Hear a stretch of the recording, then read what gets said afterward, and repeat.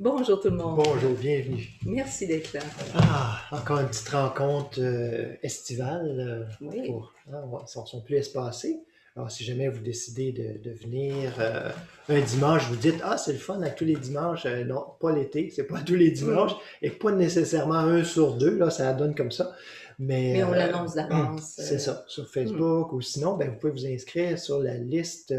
Et ça, c'est important, hein, si vous voulez être au courant, sur notre liste d'envoi courriel sur le site internet www.lenoblechemin.org. Vous allez voir au bas de chaque page, là présentement, il y a même un petit pop-up là, qui apparaît quand vous arrivez sur la page d'accueil pour pouvoir vous inscrire. Si vous voulez être au courant. Parce que sinon, Facebook, il ne faut pas se fier, hein, ça arrive. C'est pas parce qu'on est abonné à la page, à une de nos pages, que vous allez avoir automatiquement la notification, hein, parce que c'est pas comme ça fonctionne Facebook. Alors, et comme on ne fait pas de publicité payée par Facebook, la voie la plus sûre, c'est ça. Donc, la dernière fois, on a parlé du repos en Dieu. Je pense que ça a été bien apprécié. En tout cas, nous, on l'a apprécié. Mais déjà, juste le thème, il me semble que juste de l'entendre, c'est reposant. Les épaules là tombent. Ouais. Et ben, c'est toujours une question, hein, en fait, parce que c'est quoi? Le repos en Dieu, mais c'est quoi le repos en Dieu? Alors, on ne prétend pas avoir toutes les réponses, hein, loin de là. On s'est questionné un peu avant, évidemment, mais on se questionne avec vous aussi, puis on questionne surtout l'esprit pour avoir les réponses. Hein, parce que juste de nous-mêmes, ça ne veut pas dire que les réponses sont pas bonnes, mais elles sont limitées. Hein? Se laisser éclairer, en fait, un petit peu comme la lune qui se laisse éclairer par le soleil. Elle ne tire pas sa propre lumière d'elle-même. Alors, notre intellect, cet instrument qu'est le mental est là pour se laisser éclairer. Il ne produit pas sa propre lumière. Alors, on fait juste se tourner. Et tout naturellement, comme la lune n'a pas besoin de supplier le soleil de l'éclairer, ça se fait. Et les questions, on en voit plein dans l'écriture. Hein? C'est vrai, le dimanche, on porte toujours d'une ou plusieurs paroles. En tout cas, nous, on est parti de là pour s'inspirer. On vous les partage aussi, on vous en partage quelques-unes. Puis, moi, ce matin, je me disais, hein, l'importance des questions. Puis, souvent, elles ne sont pas nécessairement répondues, en tout cas dans l'écriture. Hein, parce que ça laisse la place à chacun de se brancher puis d'être informé de l'intérieur. Et puis, ça me fait toujours penser à cette fameuse question de Pilate à Yeshua, hein, le maître, il dit, Yeshua parle de la vérité, je suis venu pour témoigner, rendre témoignage à la vérité. Puis là, Pilate qui dit, mais qu'est-ce que la vérité? Mais là, on ne le sait pas trop. Hein? Est-ce que c'était vraiment une question sincère ou c'était un petit peu d'une façon un peu fanfaronne, hein? Dire, bon, c'est quoi la vérité? Mais en tout cas, on peut le prendre des deux sens. Mais qu'est-ce que la vérité? Puis aujourd'hui, le thème, c'est la liberté. Je pense que c'est toujours... On pourrait poser la même question. Oui, exactement, c'est ça qui me montait, je pense que hier soir ou ce matin. Mais qu'est-ce que la liberté? Hein? Je pourrais m'imaginer Pilate ou n'importe qui de nous poser cette même question-là. OK, ouais, hein, la liberté, mais qu'est-ce que la liberté? Puis moi, j'aime ça. Et je le répète, hein, je le répète souvent parce qu'il y a plusieurs personnes qui écoutent ces rencontres-là, pas nécessairement que les ont tous écoutées. Donc, j'aime ça, entendre l'Écriture parler au sujet de la question que je me pose ou qu'on se pose. Et ce que je vais répéter, c'est que loin de là, l'idée pour nous que tout est dans l'Écriture. Hein? Ou que l'Écriture, là, c'est la parole de Dieu d'un couvert à l'autre. Absolument pas. Je ne crois pas ça. Je respecte ceux qui croient ça, mais moi, ça pour moi, ça ne peut pas être ça. C'est un déploiement. C'est l'expérience de personnes, d'hommes, de femmes qu'ils ont fait à la rencontre, notamment à la rencontre d'un maître, à la rencontre du divin en eux aussi. Et ils ont écrit comment ils ont vécu ça, dans le fond. Alors, ça ne veut pas dire qu'il y avait 100% compris, et je ne crois Comment pas ça qu'il y avait s'est 100% révélé? compris, et c'est évident. De toute façon, on lit l'histoire, là, hein, on lit ça, là, c'est évident qu'ils n'avaient pas compris aller jusqu'à longtemps, puis même jusqu'à la fin de leur vie pour plusieurs. Ils ont compris partiellement, comme nous, on comprend partiellement, et puis on pourrait écrire un évangile aussi, chacun, et puis avec des vérités, mais il y aurait des petites choses probablement un peu à côté, mais qui fait partie de notre expérience en ce moment, qui est dans le déploiement de notre conscience euh, face à la conscience, hein, au divin. Hmm. Donc, ceci dit, Toujours hein, des traductions, des ouais. interprétations. Mais en fait, tout ça pour nous, ça me fait penser, hein, je ne sais pas pourquoi. Mais juste Oui, avant que je continue termine, sur ouais, ta... Oui. c'est que, mais en fait, ce qui est fascinant avec l'écriture, quand elle est inspirée, hein, puis même les bouts non inspirés, c'est que c'est vivant. C'est vivant, puis ça nous amène, nous aussi, ben, pas nécessairement des réponses, mais à se poser des questions, puis à avoir les réponses de l'intérieur. Donc, c'est ça, moi, je trouve, qui est la beauté, puis la profondeur de l'écriture. C'est pas un manuel de tout est là, hein, puis pas plus ça que le Coran, que la Bhagavad Gita, que la Torah. Hein, non, vous pouvez nommer tous les autres aussi. Hein, mais c'est une interpellation. C'est comme, hey, check ce qu'on a découvert, puis toi, qu'est-ce que tu vas découvrir? Puis ça continue, ça s'ouvre, notre conscience s'ouvre, la conscience divine, elle est là. Mais nous, on voit toujours un petit peu plus large, un petit peu plus large, un petit peu plus large. Et en fait, c'est parfait. Si on juge que tous ces écrits-là sont imparfaits, c'est simplement pour nous amener dans la direction de la perfection qui n'est discernée que de l'intérieur. Et qui C'est est une au-delà des mots, expérience hein? qui est au-delà des mots. Puis ça me fait penser, je parlais de ça dernièrement avec quelqu'un, tu sais, un drôle de parallèle, mais quand même, ça me vient. Beaucoup de gens disent, ah, mais moi, mes parents ont été de telle façon, j'aurais aimé ça, par exemple, qu'ils soient plus compréhensifs par rapport à ce que je vivais, qu'ils m'écoutent plus, et ci et ça.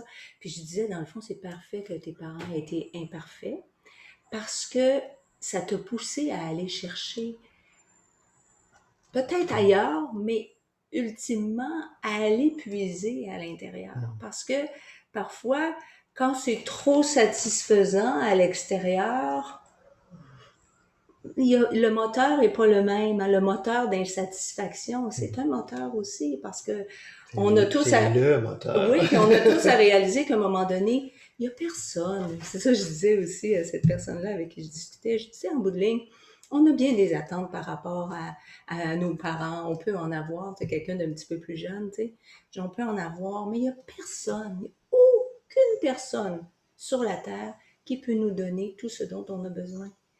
Et, et on vit ces insatisfactions, ces frustrations pour laisser nos attentes qu'on peut avoir. Et il n'y a pas personne non plus qui va nous donner, hein, si on revient sur le thème de la liberté, qui va nous donner la liberté qu'on attend. La liberté, c'est quelque chose qui doit... C'est une conscience, on va le voir, on va explorer ça ensemble, mais c'est quelque chose qui doit se déployer, se développer, se discerner de l'intérieur. C'est un état d'être. C'est pas quelque chose qu'on donne à quelqu'un. À partir de la vérité, hein, comme la parole qui dit, vous connaîtrez la vérité et la vérité vous rendra libre. Hein. On en a parlé souvent de cette parole-là, vous l'avez probablement déjà entendu. Vous connaîtrez la vérité vous rendra libre. Pas, il y a une vérité dans ce livre-là, là, puis tiens, juste à le traîner dans tes poches, puis ben, c'est un peu gros dans la poche, mais dans votre sac, puis vous allez être libre, pas de problème. Mais non, c'est un hein, passeport. vous connaîtrez la vérité. Et c'est pas non plus juste une question de connaissance.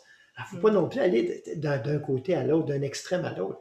Mais vous connaîtrez, c'est-à-dire de cette connaissance sagesse intérieure où on se tourne vers l'intérieur Puis quand on dit intérieur, dans le fond, là, c'est très, très imparfait. On parle Mhm. pas, c'est pas, je fais ça comme ça, là, mais c'est pas, c'est une façon de parler, c'est-à-dire de laisser toutes les diversions et les distractions pour revenir, hein, on dit à l'intérieur, mais dans le fond, je veux dire, il n'y a pas d'intérieur ni d'extérieur à Mm. ça. Et pour dire que, ben, on reste pas juste au niveau de la surface, de la coquille, des apparences, qui, elles, ne nous révéleront pas le fruit. C'est comme un fruit, il faut ouvrir, hein, il y a quand même, on pourrait dire, un certain mouvement qu'on doit faire pour le fruit, c'est rare qu'il s'ouvre tout seul. Hein. Il y a comme quelque chose, c'est ça, on a un mouvement nous aussi à faire et ne pas se contenter que des coquilles. Parce que, encore une fois, ça revient à ce que je disais tantôt. Si les coquilles nous satisfont, puis on se dit, ben, c'est suffisant, là. Mais entre vous et moi, c'est pas très nourrissant, des coquilles. Hein. C'est pas Et suffisant. c'est cette connaissance qui, on dirait, hein, on pourrait dire d'une façon, au niveau de notre expérience, qui nous vient d'ailleurs que de nous-mêmes. Je dis, ça vient pas d'ailleurs que de nous-mêmes, parce qu'on est un avec le divin, mais c'est une façon de dire que ça vient du divin. Hein, c'est une façon de dire, euh, parce que tu parlais, tu sais, il faut ouvrir le fruit, mais c'est pas non plus de dire, le symbole, hein, le fameux symbole de croquer dans la pomme, hein, Mm. qui amène la chute. Bon, c'est tout du symbolique, il n'y a rien qui est arrivé comme ça. Mais c'est-à-dire de se satisfaire à soi-même, c'est-à-dire par sa propre connaissance. Sa propre connaissance. Puis, OK, moi, je vais juger de ce qui est bien, mal, déjà d'entrer dans cette dualité-là, hein, bien, mal. Donc, il y a on est dans quelque chose duquel on ne peut s'en Le sortir noyau est à séparé. Là. partir de là, c'est Mhm. ça. Parce qu'on est dans une division bien-mal. On a beau essayer de trouver le bien, mais le bien, il est défini par rapport au mal qu'on a Mhm. défini aussi. Donc, il faut aller au-delà de ça. Ah, il y avait, ben c'est drôle, c'est John Martin, justement, en parlait, frère John Martin, de, de l'ashram de Shantivanam en Inde, un ashram chrétien, qui en parlait justement dans un petit texte il y a quelques jours, où il faisait référence au bon blé et à l'ivraie, hein, la Mhm. mauvaise herbe et le bon blé, où on dit, ben, tu sais, va falloir départager. On essaie de départager. Les disciples disent, écoute, hein, on va arracher la mauvaise herbe. Puis là, le maître, il dit, non, non, non. Il dit, laissez tout pousser, puis on verra à la fin. Tu sais. Mhm. En fait, c'est une façon de dire, il faut aller au-delà, justement, du bon, du mauvais, aller De ces concepts-là. parce que c'est conceptuel et c'est Mhm. encore très humain. Ben, en fait, c'est l'histoire de la chute. Mais une chute nécessaire, hein, pour nous amener à cette liberté-là, pour nous amener à la vraie liberté, parce que là, on pense avoir une liberté. C'était ça que, symboliquement, là, allégoriquement, Adam et Ève voulaient leur propre liberté. C'est parce que c'est la liberté, c'est pas ma liberté. Parce que ma liberté, on le voit, hein? On a juste à ouvrir le bulletin de nouvelles ou à se regarder un petit peu aller, là. Hein? Ma liberté vient généralement brimer la liberté d'un autre. Hein? Si je veux imposer ma Ou va à liberté. l'encontre de la conception que l'autre a de la liberté. Ouais. Et là, on entre dans un Ouais. monde d'argumentation, de polarisation. Ouais. Et, euh, et c'est ça, en fait, c'est parce que c'est... puis John Martin en parlait en ces termes-là, hein, il y a le relatif et l'absolu. Le relatif qui n'existe que par rapport à autre chose, dont l'existence dépend d'une autre chose. Alors, dans le monde relatif, le bien, tel qu'on le conçoit, existe que par rapport au mal. Et c'est pour ça que c'est deux bouts d'un même bâton. Alors, si on espère juste avoir un bout du bâton, ben, il faut réaliser que c'est un même bâton. Puis que tantôt ça bascule d'un côté, Mais il ne faut tantôt pas se ça raconter bascule de l'autre. d'histoire non plus, puis essayer de se mettre à s'envoler un petit peu, là, puis dire ah non, il faut être au-delà de ça, puis tout Hmm. cela ne me concerne pas. Parce que c'est à partir de là qu'on vit Oui, l'expérience humaine. Donc, il faut faire avec on aussi, part de là avec aussi. sagesse, Oui. si on veut être libre. Hein, Paul en parle beaucoup dans ses lettres de la liberté. Là, je pense que c'est un thème de prédilection pour lui, peut-être parce qu'il était enfermé si souvent en prison à cause justement de sa prédication, mais il disait oh, le Seigneur, c'est l'Esprit. Et là où est l'Esprit du Seigneur, là est la liberté. OK, mais c'est où ça? C'est encore une question, hein? Il arrive avec comme une réponse, mais ça nous amène quoi à nous? C'est encore une question, un questionnement. Et puis, ben, il en parle à plusieurs endroits aussi. Puis, un endroit qui un passage qui m'a toujours fait rire, et ben, je pense que moi, c'est toujours la surprise qui me fait rire, donc ça m'a surpris d'entendre cette parole-là, la première fois que je l'avais lue, ça fait longtemps, où il dit, tout est permis, hein, mais tout n'est pas utile. Hein. Tout est permis, mais tout n'est pas utile. Tout est permis, mais tout n'est pas constructif. Hein. Tout n'édifie pas en vieux langage, là. Mais dans le fond, c'est constructif. Hein. Ça construit pas, là. C'est pas, ça sert à rien, au fond. Que personne ne cherche. Ah oui. Et en fait, il parle de ça quand les gens posent des questions. Ils disent, oui, mais là, on va manger chez quelqu'un. Puis, on revient à cette époque-là, là, il y a 2000 ans à peu près. On va manger chez quelqu'un. Mais lui, il croit un autre Dieu, puis son repas, ben, il est consacré à ce Dieu-là. Il dit, posez pas de questions. Il dit, posez pas de questions par conscience, euh, pour pas faire exprès. C'est dire, oh, est-ce que ton repas est consacré à tel Dieu? Puis là, t'en manges. Il ne sait pas que ça change quelque chose. Là. Ça ne change rien. Il dit, on le sait, il y a juste un Dieu. C'est pas... Une source, hein, autrement dit, une source de toute vie, de toute chose. Donc, ça ne peut pas ne pas être inclus. C'est ça. Donc, il n'y a pas de mal. Mais il dit, si on vous le dit, hey, ce repas-là, là, il a été consacré à tel Dieu, il dit, mangez-en pas. Juste pour pas faire exprès, pour pas faire jaser et pas dire, oh, hey, regarde, lui. Semer la controverse. Bon, si on se remet à l'époque, hein, il est chrétien ou c'est un disciple. En fait, on ne disait pas chrétien encore à cette époque-là, on disait c'est les disciples de la voix. Hein? C'est beau, hein? Ils suivaient la voix. Hein? The Way, les disciples de la voix. Il dit, mangez-en pas pour faire exprès, là, ils vont dire, là, ils vont se mettre à raconter toutes sortes d'affaires, ils vont dire que vous croyez en toutes sortes de dieux. C'est juste pour les préserver, eux, hein, en même temps, puis préserver de calomnie, puis de tout ça, pour la communauté. Mais il dit, posez pas de questions, on vous sert un repas, on vous le dit pas, il dit, mangez, il n'y a aucun problème, n'importe quoi. C'est pas une religion. C'est pas l'aliment en tant que tel, hein, c'est juste, de toute façon, de ne pas entrer à ce niveau-là, dans la controverse, dans l'argumentation. Hein, parce que là, on n'est plus libre. On n'est plus libre. Hein, parce que là, on vient de se coincer. L'autre n'est plus libre. On entre dans un monde d'opposition où on est inévitablement tiraillé, où inévitablement, si je pense avoir raison, mais il faut que je combatte ce qui n'est pas juste, ce que je pense qui n'est pas juste. Voyez-vous comment on entre inévitablement si ce n'est qu'en une argumentation intérieure. Puis ça, on connaît ça. Hein? On sait très bien comment ça se passe. Comment, ah oui, mais là, peut-être que j'aurais pas dû, puis c'est correct, puis ou une argumentation. Mais c'est la même chose. Hein? C'est intéressant de le voir comme ça. Quand quelque chose se passe sur la scène externe, c'est à quelque part à traiter comme si ça se passait sur la scène intérieure. Qu'est-ce qu'on fait quand une argumentation commence à naître en notre esprit?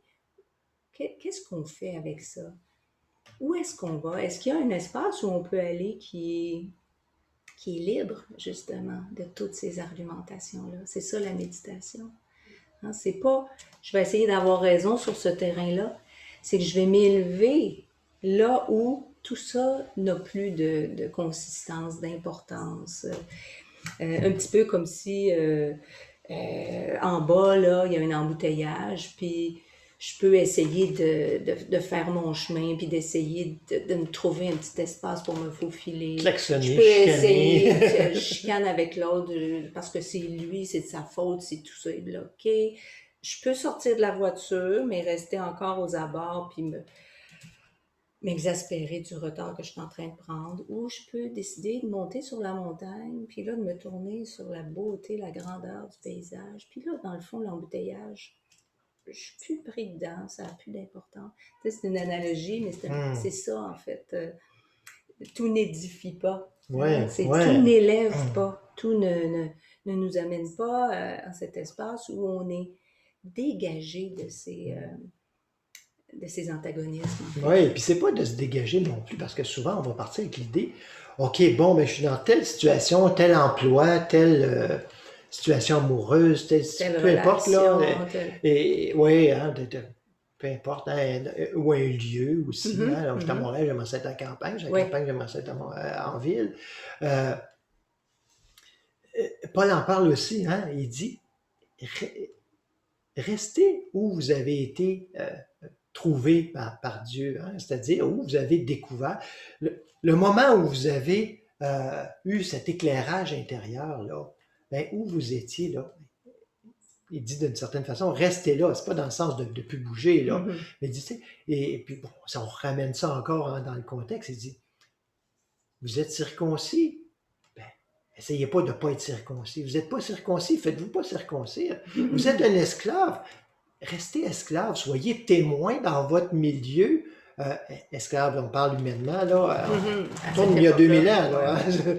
hein. Ça ne veut pas dire qu'il ne faut pas changer la situation, hein, ni travailler, ni Ou ne pas qu'elle ne va travailler. pas changer, ou qu'elle ne va pas changer. Hein? C'est pas une Exactement. résignation. Mais si vous êtes un homme libre, vous devenez esclave du Christ. Esclave de la conscience. Hein? Le Christ, c'est la conscience, notre conscience. C'est la conscience individuelle. Mm. C'est pas Jésus il y a 2000 ans. Là. Hein? Mais même si lui, il l'a réalisé pleinement, il nous a encouragés à faire de même. Donc, cette conscience-là, hein, on Totalement devient dépendant de... c'est Mm. ça, esclave, dans le fond. Hein. Être esclave, c'est être complètement dépendant. Tu ne t'appartiens pas au sens du personnage qu'on croit être, là. C'est-à-dire, ça, là, tu t'appartiens pas. En fait, et on peut le voir facilement, on n'appartient qu'au conditionnement quand on est au niveau du personnage. On appartient juste à tous les vents de gauche, Aux de droite. tendances du moment, ou à ce qu'on pense être notre bagage, notre éducation, ce qui nous a été transmis, euh, nous, ce qu'on croit être nos limites aussi, si on pense qu'on n'a pas eu assez d'éducation ou qu'on Hum, en a eu trop. Oui, c'est ça. hum. En fait, toutes ces conceptions qu'on a de nous-mêmes. Mais vous remarquerez que toutes ces conceptions-là, il y a toujours quelque chose, c'est soit passé ou trop de, tu sais, c'est toujours inadéquat, manquant, insuffisant, et tant mieux, Hum. et tant mieux en fait. Parce que ce serait de se contenter de nos chaînes. C'est comme l'esclave qui, humainement, là, parlant, qui n'aspire pas à autre chose, qui ne sait peut-être même pas qu'il peut être libre, qu'il existe une autre condition que celle de l'esclave. Et bien souvent, humainement, justement, on a l'impression, parce qu'on est soumis à une multitude de conditions auxquelles on a accordé un pouvoir, on sait même pas qu'il existe. Non pas une autre condition parmi d'autres, une condition parmi d'autres, mais un état naturel d'être qui, lui, n'est pas soumis et ne dépend de rien. Et c'est ça, le relatif versus l'absolu, c'est ça. Il ne dépend de rien, cet état d'être. Et bien sûr, cet état d'être, quand tu dis on est totalement esclave et on dépend totalement, bien ça, c'est la dimension visible de notre être qui dépend totalement de cette dimension invisible. Parce que l'être, personne ne peut y donner un contour, hein? Personne ne peut s'en saisir, personne ne peut se l'approprier, personne ne peut y mettre des habits, peut y mettre, on peut, mais ce ne serait pas juste en fait, peut y donner une religion, peut y donner un système de croyance, hein? C'est au-delà de tout ça. Hum. Alors, on est peut-être d'une façon un petit peu plus douce, au lieu d'utiliser le mot esclave ou esclavage, hein, on est au service de quoi? On est Mhm. au service de quoi?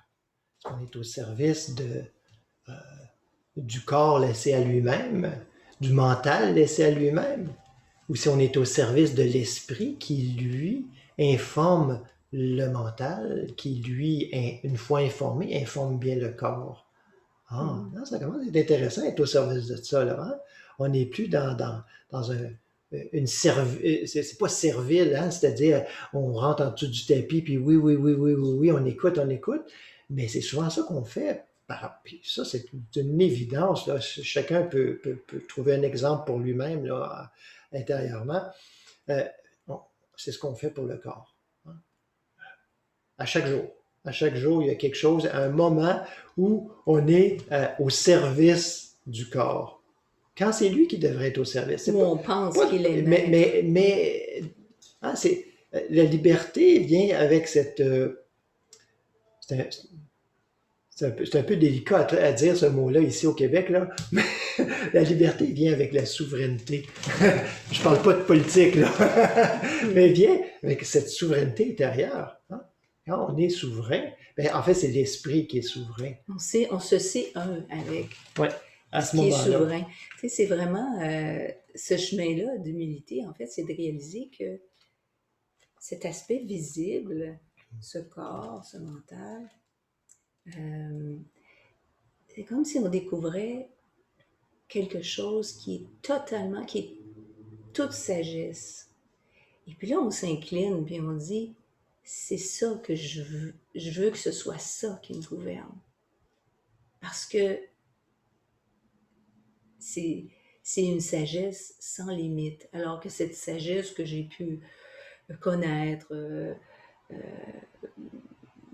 bon, ben, c'est sûr que déjà de se l'approprier, hein, c'est une usurpation, là, mais euh, arriver à ce point d'humilité et reconnaître, il y a la toute sagesse. Pourquoi me contenter d'une gouvernance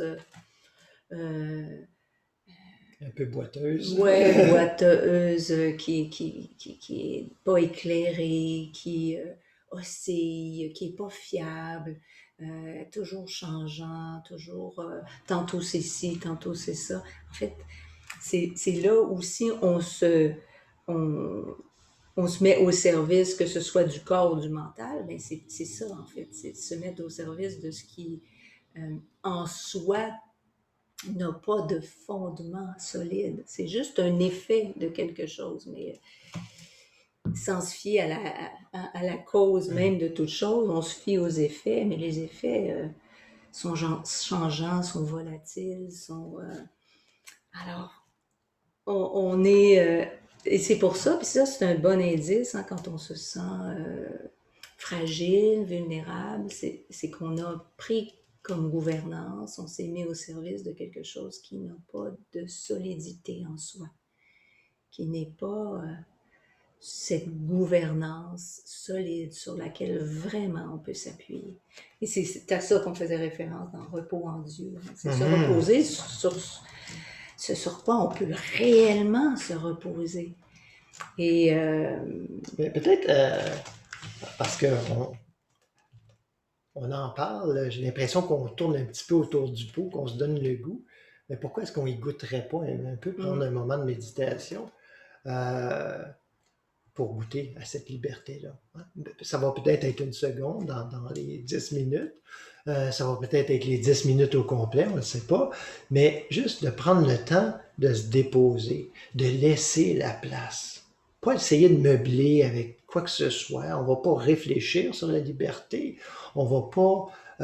parce que ça risquerait de partir de moi, hein, de chacun, là, de notre petit moi, puis de dire, OK, bon, ben, qu'est-ce qui me fait sentir libre? Et c'est ça. Mais ça va toujours être par rapport à à ce qui me fait sentir non libre, hein, ce qui me fait sentir esclave ou les contraintes, pris. hein? Ouais. Mm-hmm. Donc, juste, juste laisser la place. Juste laisser la place. Vous pouvez le faire, euh, ça peut être juste en suivant le souffle d'une façon très douce, se rappelant que ce souffle-là, c'est le symbole de l'esprit, le symbole de la présence, hein, qui est là, qui circule. Que j'en sois conscient ou non, parce que tout le temps qu'on parlait, vous n'étiez probablement pas tellement consciente de votre souffle, mais juste laisser circuler. C'est, ah, hey, c'était là, je m'en rendais pas compte. C'est la même chose avec la présence, l'esprit, Dieu, peu importe comment on l'appelle. L'esprit qui est liberté. Donc, c'est toujours de partir de ce fondement que c'est là. La liberté, c'est pas quelque chose que j'ai à mériter, à gagner. À faire. J'ai pas à lutter pour la liberté. C'est pas quelque chose. C'est un état. C'est de l'ordre de l'être. Et c'est là. Et si je peux dire, il y a personne ici qui peut pas dire je suis. Si je suis, ça La veut dire que liberté est là. l'être est là. Puis si l'être est là, la liberté est là. Et ça, c'est reposant. Et ça, c'est réjouissant. Alors, c'est ça, c'était ça hein, qu'on goûte quand on... et puis je dirais, hein, là où est ton cœur, là est ta liberté. Là où est ton cœur, là où est ton centre, là où est ton fondement, là est ta liberté. Ou ton esclavage. Alors, c'est ça, c'est à nous de voir où est-ce qu'on place notre centre, notre fondement. Notre attention. Hein? Est-ce que c'est au niveau du corps? Est-ce que c'est au niveau du mental et des pensées? Ou c'est au niveau de la conscience? Est-ce qu'on reste au niveau de l'embouteillage ou on se place? C'est un positionnement aussi. Puis la conscience englobe tout ça. Oui. C'est pas à part de. Non, c'est pas quelque chose de dire, ah non, le corps, le mental, il faut rejeter ça, là, Non. puis ça fait pas partie. Non, non. Ça Justement, englobe ça tout fait ça. partie. C'est le partiel, mais ne nous contentons pas du partiel. Allons là, dans cette assise, dans ce positionnement, ce centre, hein, là où ton cœur est. Où est ton centre? C'est quoi le noyau de ce que tu es? C'est là qu'on veut aller. Et c'est là qu'est notre liberté aussi. On va s'arrêter. Vous pouvez fermer les yeux, garder les yeux ouverts. Juste prendre une bonne position, le dos bien allongé. Relax, mais pas non plus trop pour s'endormir. Mais juste bien détendu. Hein, le dos, comme je disais, bien allongé, mais sans rigidité. On relâche, il y a des tensions, on les relâche, on prend le temps de les relâcher pour se rendre disponible. Tension du corps, tension mentale. En fait, en relâchant, voyez-vous, hein, on dit qu'un esclave est relâché, est libéré. C'est qu'en fait, c'est une prise de conscience. Quand on relâche les tensions, on réalise qu'on n'est pas soumis à ces tensions-là. On les relâche. On réalise qu'il y a quelque chose de plus grand, de plus englobant, qui a pouvoir qui règne sur le corps, sur le mental, et qui peut dire relâche, sois tranquille. Sois tranquille, je suis là. Et je suis la liberté. On reste en silence. Je vais sonner la cloche à la fin.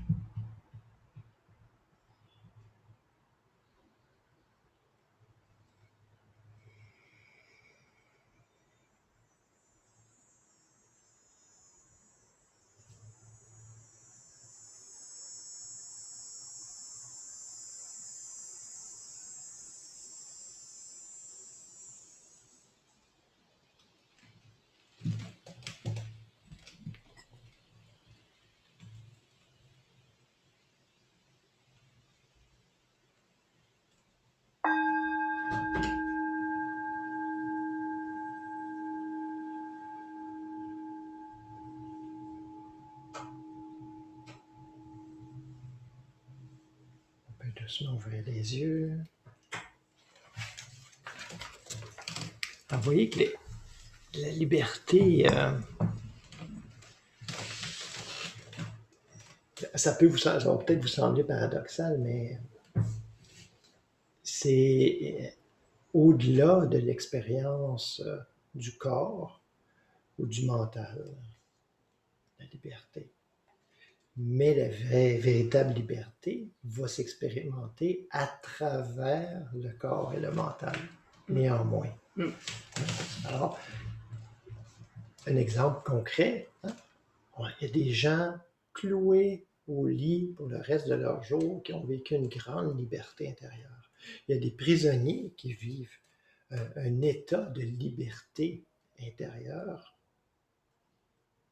quasi parfait.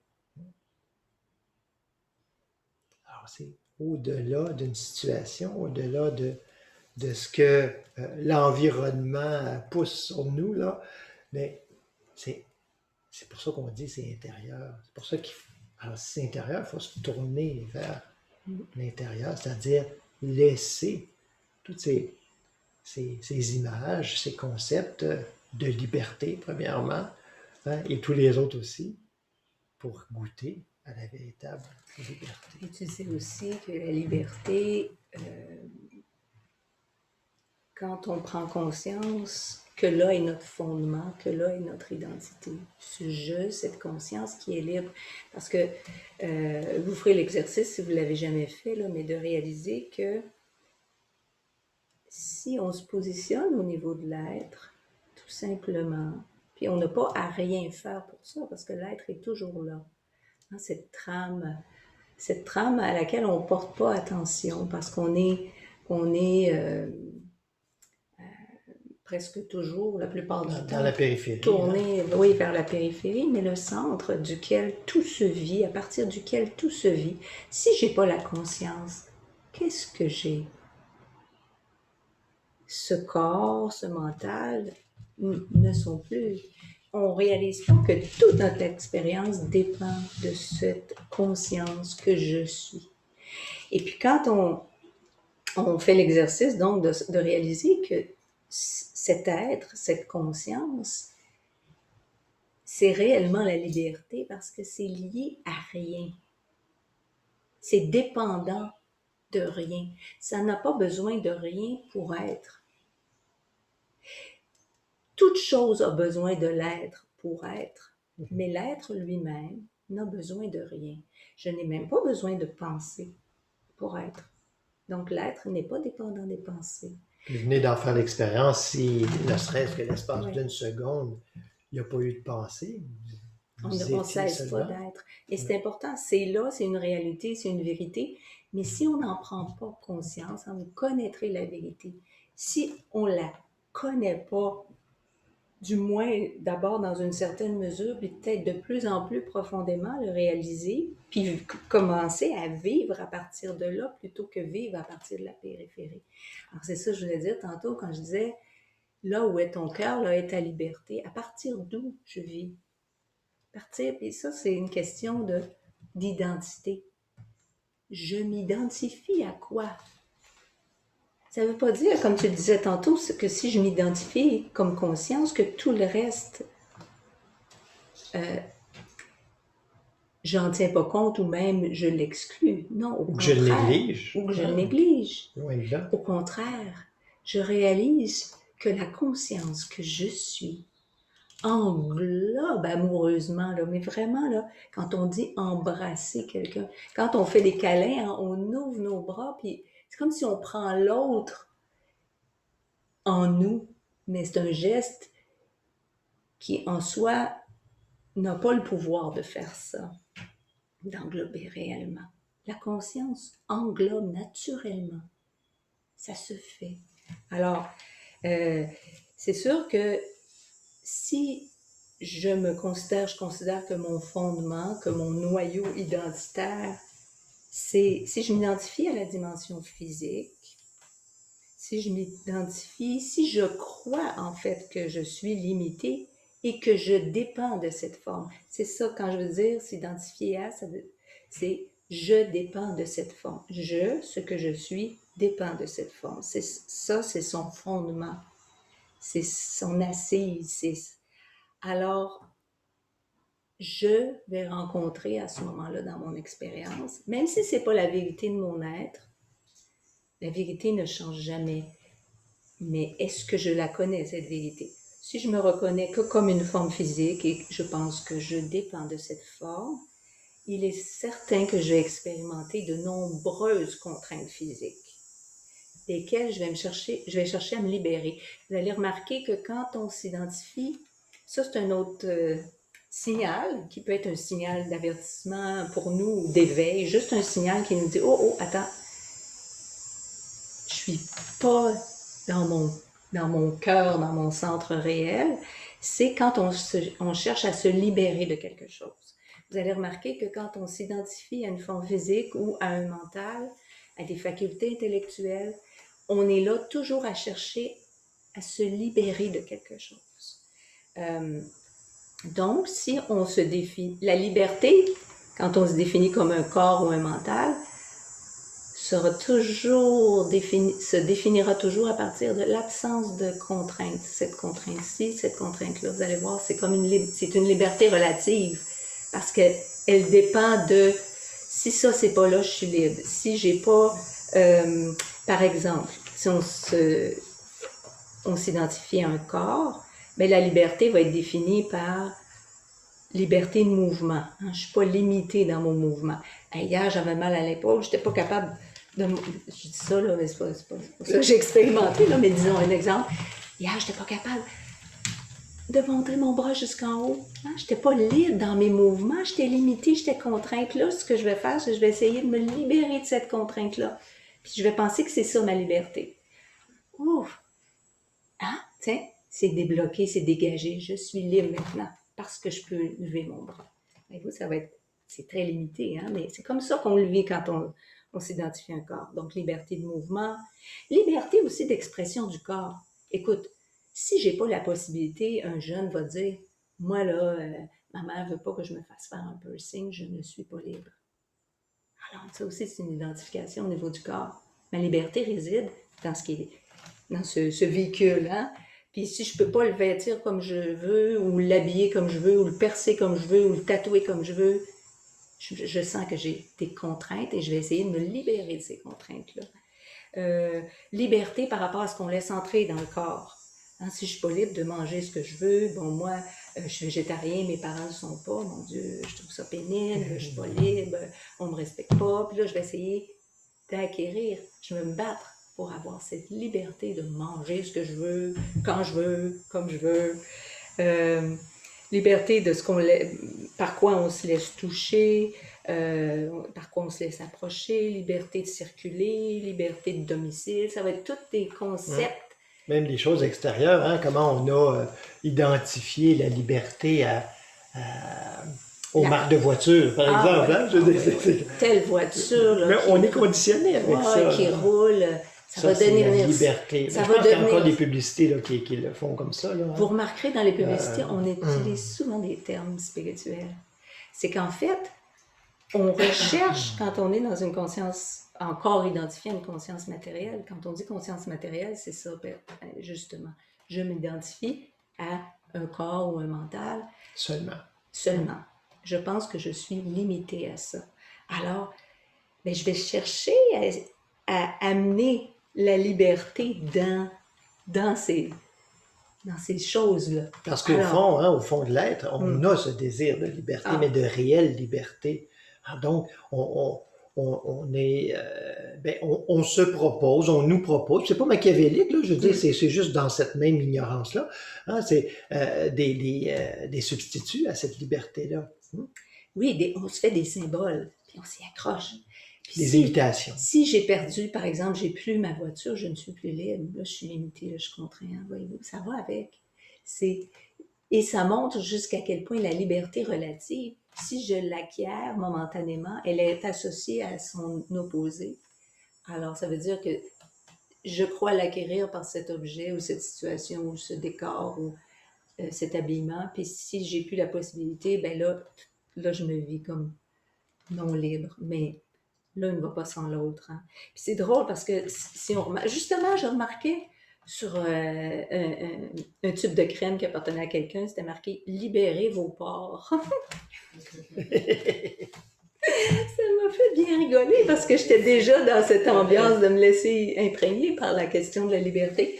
Libérez vos pores. Même les pores de peau ont besoin d'être libérés. Libérer, on voit ça aussi, libérer votre voix. Ben, c'est certain que quand on se vit que comme des corps ou des instruments à penser, ben, on est, on se vit, on le sait en fait qu'on n'est pas libre. Fait que c'est pour ça que toutes ces notions de libérer votre voix, libérer vos articulations, libérer vos tensions, libérer vos muscles, on est constamment là-dedans, on baigne constamment dans cette... on s'en rend pas compte, hein, mais on est toujours dans un effort de se libérer de quelque chose. Mais quand il y a une visée spirituelle derrière, ça ne veut pas dire que ces conditions-là ne vont pas être favorables, ouais. Hein, vont pas être aidantes temporairement sur le chemin. Ouais. Hein, parce que, combien de fois je l'ai dit, hein, il faut être détendu pour méditer. C'est pas vrai qu'on médite. Minimalement. Ça se peut pas. Il faut, hein, il y a un préalable. Donc, il faut commencer par le plus proche, c'est-à-dire laisser ce qui est le plus évident déjà.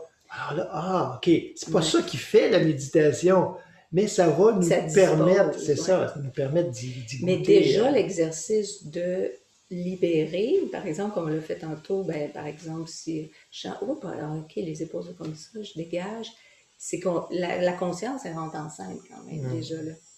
Si on s'identifie à la dimension mentale, donc si on s'identifie à nos facultés mentales, intellectuelles, à nos pensées, ce qu'on considère être nos pensées, nos opinions, là aussi, inévitablement, on rencontre plusieurs contraintes mentales desquelles on va chercher à se libérer.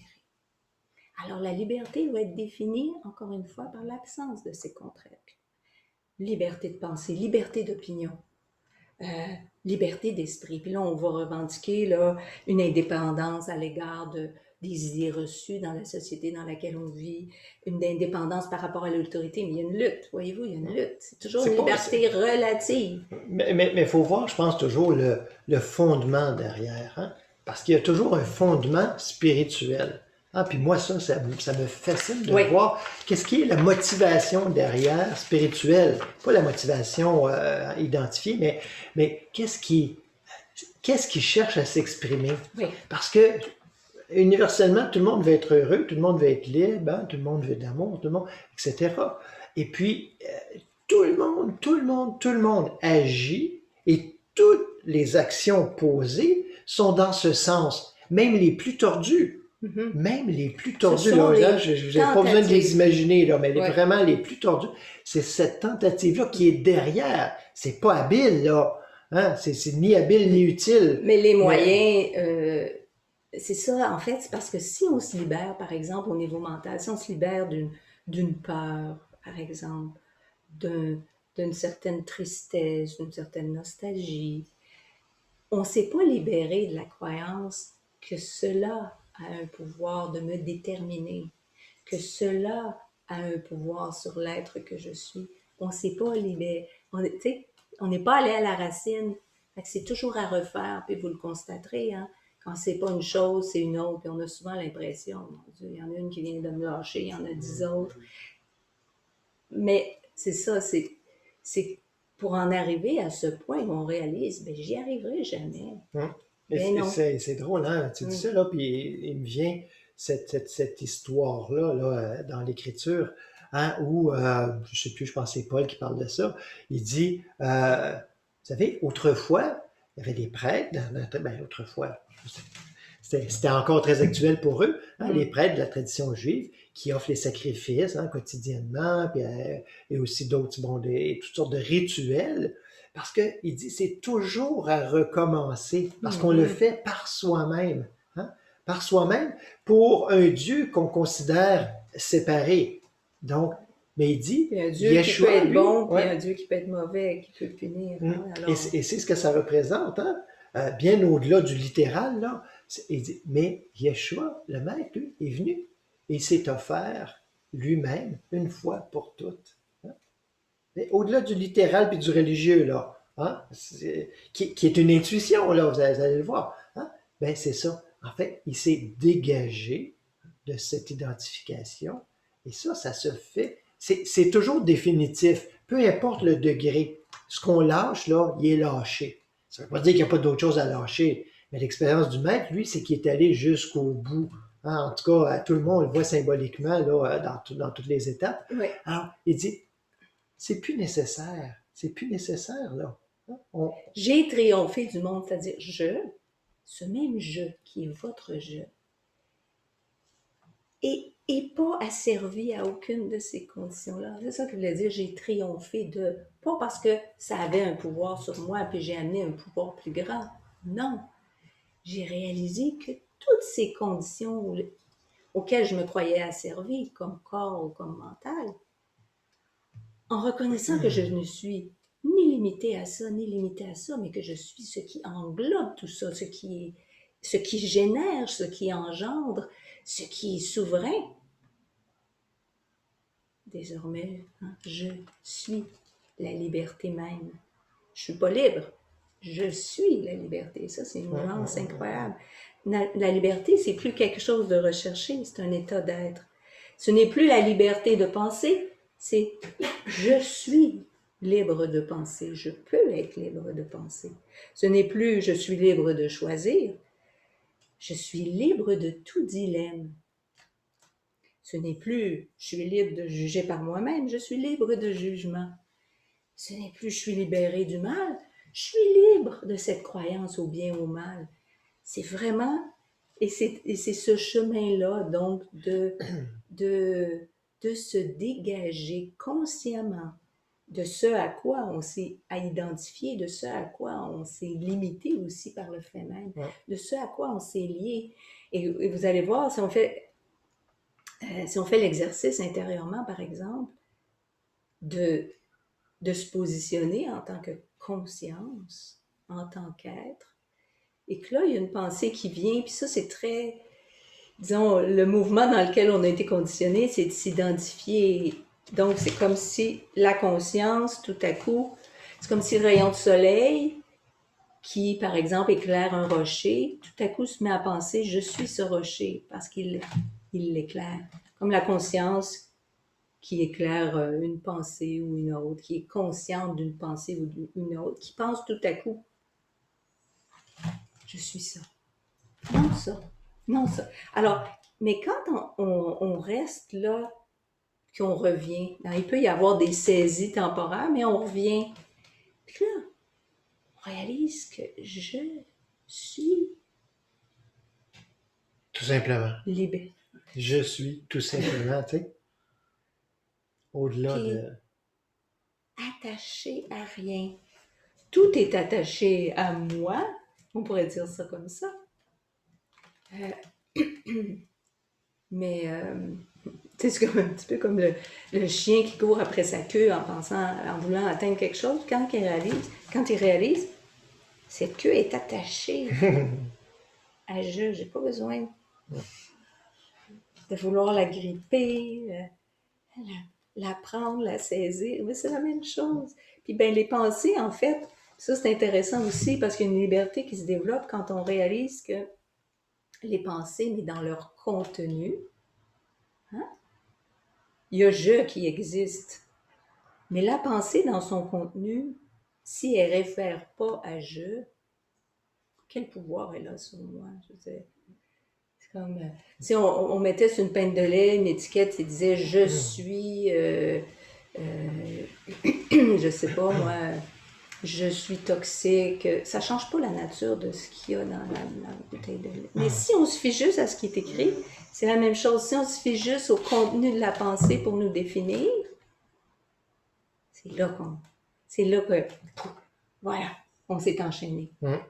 Quand on parle du relatif et de l'absolu, c'est-à-dire le relatif étant cette conscience, ou en tout cas cette notion de bien et de mal, et de l'absolu, ça ne veut pas dire qu'il faut sauter à pieds joints dans l'absolu puis faire fi du relatif. on peut pas faire fi du relatif. Hein? Puis le maître il Mm. le disait en disant, hein, quand on a essayé de le coincer, puis il a répondu bien au-delà de ce à quoi on lui posait la question. Il a répondu quelque chose qui, justement a rapport à ça. Il dit, ah, est-ce qu'il faut payer notre impôt? Tu sais? Ah, on essayait de le coincer, là. Mais, ah, il prend la pièce, puis il dit, c'est la face de qui là-dessus? C'est la face de César. Ben, il dit, rendons à César ce qui est à César et donnons à Dieu ce qui est à Dieu. C'est-à-dire, hein, on n'arrête pas de payer nos impôts, on n'arrête pas de suivre euh, les règles, hein, les règles du lieu où on habite et tout ça. Mais c'est la liberté, justement, elle est au-delà de ça. Ma liberté ne tient pas à ça. Hein, puis j'embarquerai pas là. Vous attendez peut-être à ce que j'embarque des masques ou des affaires, là. J'embarquerai pas là-dedans, j'en parlerai même pas. Mais tout ça, là, la liberté ne tient pas à une règle ou à la liberté, elle est au-delà de ça. S'il y a des règles à suivre, ben, on ne se sentira pas libre si on s'identifie, hein, encore une fois, au corps, au mental, qui est en apparence contraint, associé à cela. Mais non. Alors, c'est, on ne peut pas faire fi du relatif pour dire, pour se gargariser de dire, non, moi je suis spirituel, je suis dans l'absolu, moi ça ne me touche pas ça. Ah, ça ne te touche pas peut-être. Si ça ne te touche pas vraiment, ça ne te touche pas intérieurement. Mais extérieurement, là, ça devrait, en principe, même pas paraître. Mhm. Hein? C'était pas paraître dans le sens de ton agissement. Je veux dire, Oui, parce que sinon, hein, on a encore besoin de se déterminer par rapport à l'extérieur. On a encore besoin, si on peut être certain, en tout cas, puis on peut là se prendre soi-même, hein, à être en train de non, moi ces règles-là ne me concernent pas. Ben qui dit ça? Tu sais, si on a encore besoin de se justifier extérieurement, de démontrer un affranchissement par rapport à des conditions extérieures, parce que qui se sait libre n'a pas besoin d'affirmer sa liberté, de la brandir, de de se la battre pour. de se battre ou d'essayer de convaincre quelqu'un qui est libre ou tu sais ça n'a plus de sens. Et, oui, c'est ça. Cette parole hein, qui puis on le voit dans les Écritures. Allez, sors, tu sais, quand Yeshua dit à Lazare, sors, puis déliez-le, tu sais, enlevez toutes ces bandes, tout ce à quoi, puis on en parle souvent, hein, ce joug de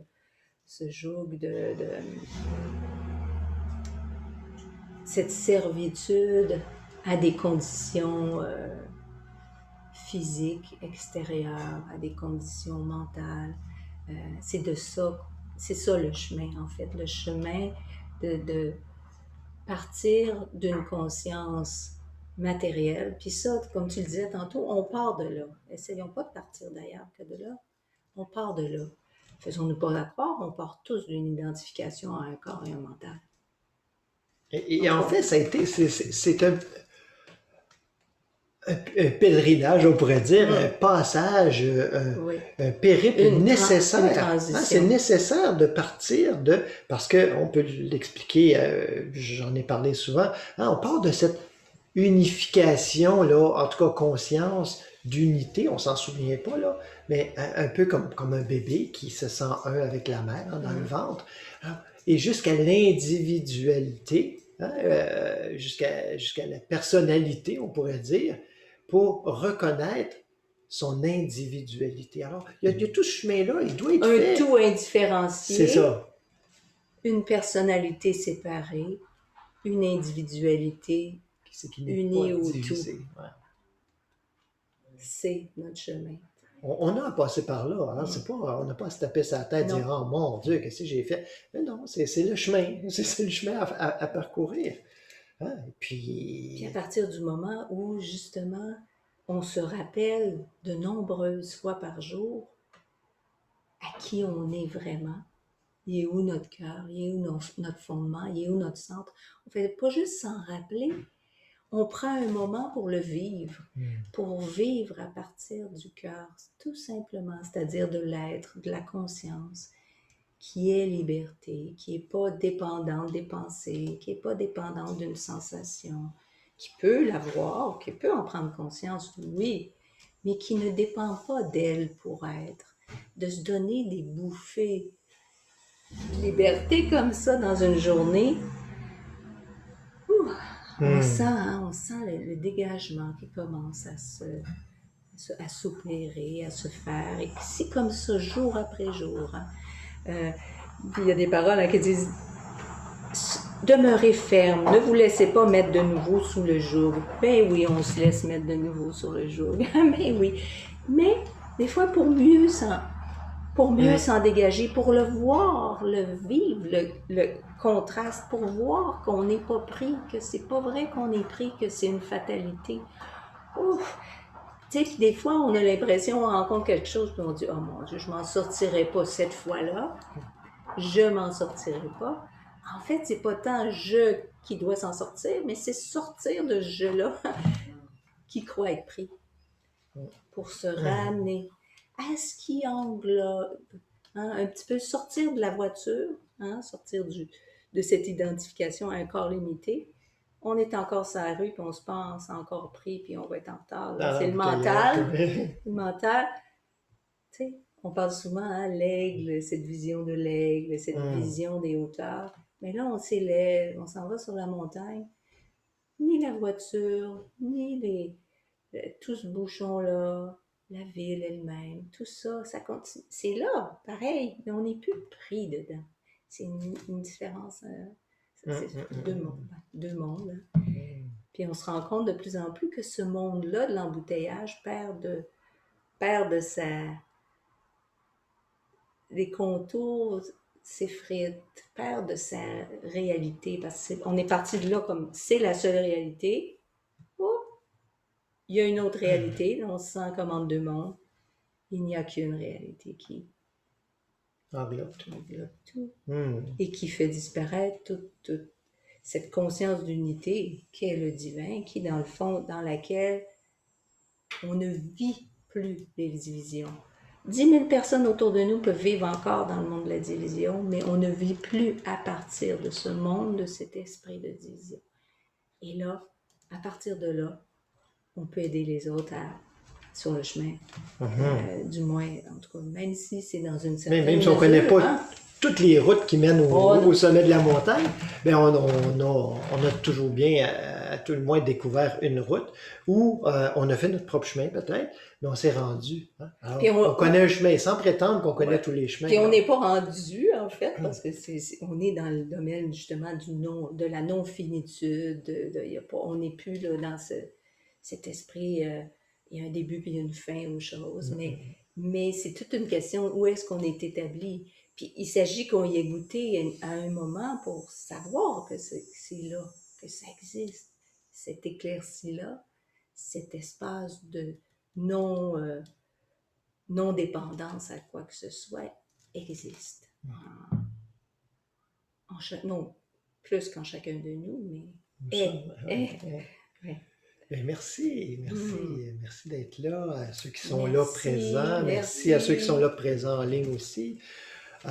Si vous souhaitez, ceux qui sont en ligne, si vous souhaitez rester avec nous pour un moment d'échange. On va tourner l'écran de sorte qu'on puisse tous être visuellement en contact. Pour ceux qui sont en différé, et qui n'êtes peut-être pas au courant, il y a plusieurs activités qui s'en viennent quand même. Là, septembre on reprend une certaine normalité au niveau des activités. Alors, il y a une retraite qui s'en vient à la fin août. Il reste une place seulement au moment où je vous parle. Il y a des cours de yoga, le yoga du Christ qui va commencer. Vous pouvez avoir quelques indications déjà sur le site Internet dans les événements activités. Il y aura une page qui va suivre et une vidéo aussi bientôt. Alors, ça se passe à la fois en ligne, c'est possible de le suivre en ligne ou en direct, des cours semi-privés. qu'est-ce qu'on a d'autre? On a ben, les rencontres qui ont lieu qui vont ouais, se ponctuellement poursuivre. pour le moment, mais qui Mhm, vont reprendre de façon régulière en mhm. septembre. Euh, ben, plein de choses en fait. Alors, restez au courant. Abonnez-vous pour la liste d'envoi. Ne vous inquiétez pas, là, il n'y a pas des envois tous les jours. Là. Il y en a peut-être une fois par semaine à peu près. Là. Mhm. Alors, ben, merci. Merci de votre Merci présence. d'être Merci. là. Alors, Mm. à tout de suite.